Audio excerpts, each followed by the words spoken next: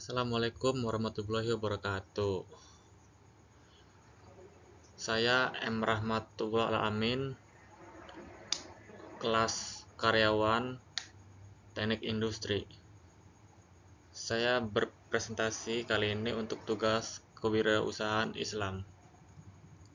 Terus, kenapa saya memilih usaha petelur? Karena saya terinspirasi dari orang yang ada di Blitar.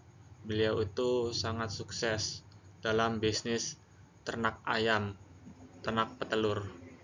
Next, latar belakang usaha petelur ada 3, yaitu yang pertama, permintaan stabil. Telur adalah kebutuhan pokok harian di Indonesia. Permintaan relatif stabil sepanjang tahun. Jadi telur itu untuk biaya konsumtif, produktif, untuk makanan sehari-hari. Terus skalabilitas, usaha bisa dimulai skala rumah tangga lalu bertumbuh menjadi skala komersial. Yang ketiga, pendapatan rutin. Produksi harian telur memberikan arus kas reguler jika distribusi dan penjualan stabil. Contoh nyata, peternak di Blitar yang berkembang signifikan dalam 3 tahun melalui manajemen kemitraan pasar. Nah, saya terinspirasi dari beliau ini yang ada di Blitar.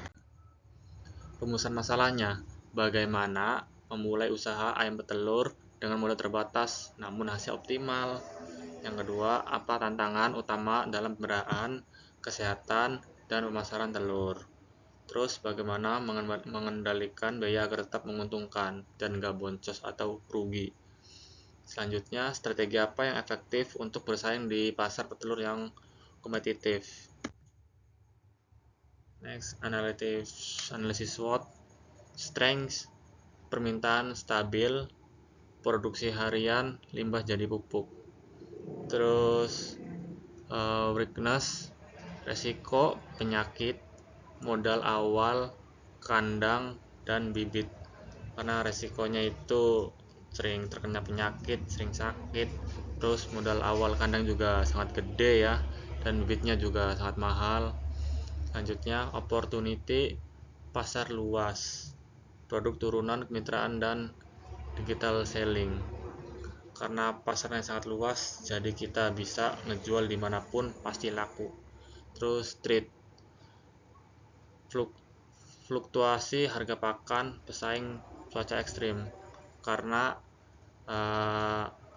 harga pakannya itu sangat mahal, terus pesaingnya juga banyak. Karena sekarang musim hujan, jadi ya sering banyak yang mati ayamnya. Ini adalah contoh HPP untuk 100 ekor. Rincian bulanan contoh bibit DOC susut tercatat awal 9 juta dibagi umur produktif. Pakan 1.500.000, penyusutan kandang atau peralatan 500.000, operasional 500.000, total biaya operasional per bulan yaitu 2,5 juta. Produksi dibagi produktivitas 80% sama dengan 80 butir per hari, atau kita memberikan setara 2.400 butir per bulan.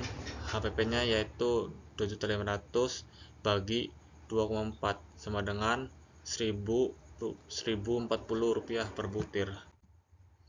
Strategi pemasaran. Yang pertama, penjualan lokal, langsung ke konsumen. Karena cepat ya, bisa ke konsumen, warung, pasar tradisional untuk margin lebih baik. Yang kedua, yaitu kemitraan. Kerjasama dengan toko sembako, reseller, dan catering untuk volume stabil. Jadi kita bisa berbagai kemitraan atau berkontrak pada toko-toko yang gede supaya produk kita itu cepat laku.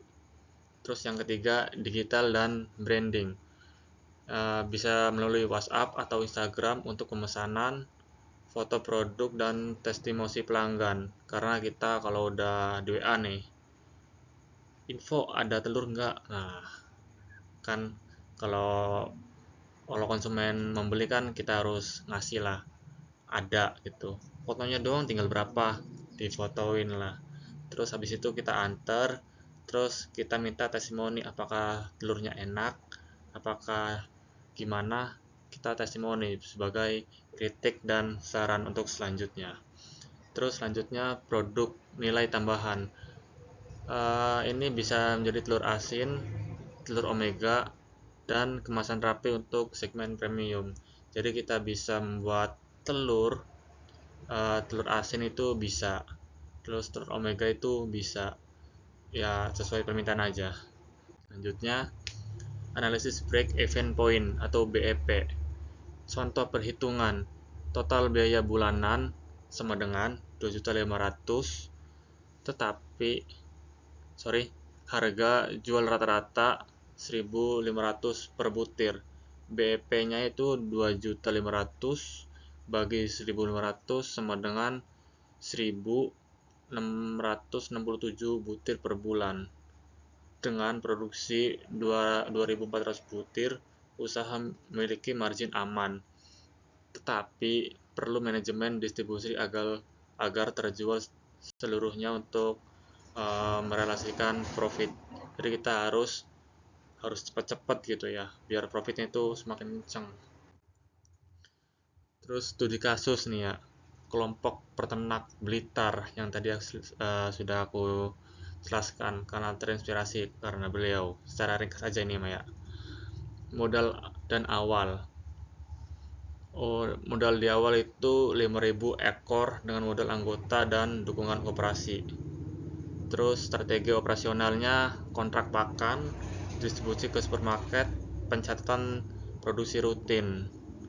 Terus hasilnya laba bersih meningkat signifikan dengan ekspansi sampai 50.000 ekor dalam 3 tahun. Wow, ini cukup luar biasa. Terus tips sukses praktisi dari peternak di Blitar. Yang pertama, pilih bibit unggul dan terapkan vaksinasi serta biosecurity.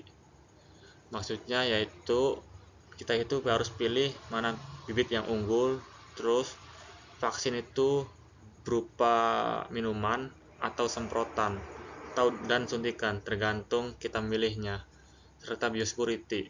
Sebelum itu kandang itu harus disterilkan dulu, terus dikasih cairan anti bakteri. Terus selanjutnya jaga kebersihan kandang, rotasi tempat tidur, dan kontrol hama.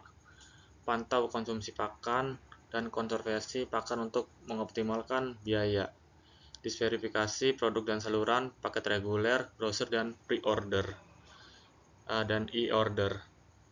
Catatan keuangan harian, yaitu pemasukan, pengeluaran, dan stok untuk keputusan cepat.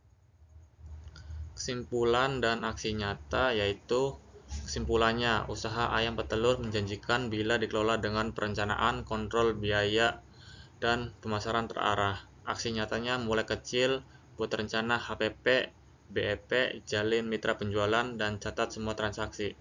Langkah selanjutnya, susun anggaran 3 bulan, pilih bibit dan lokasi kandang, dan mulai penjualan percobaan.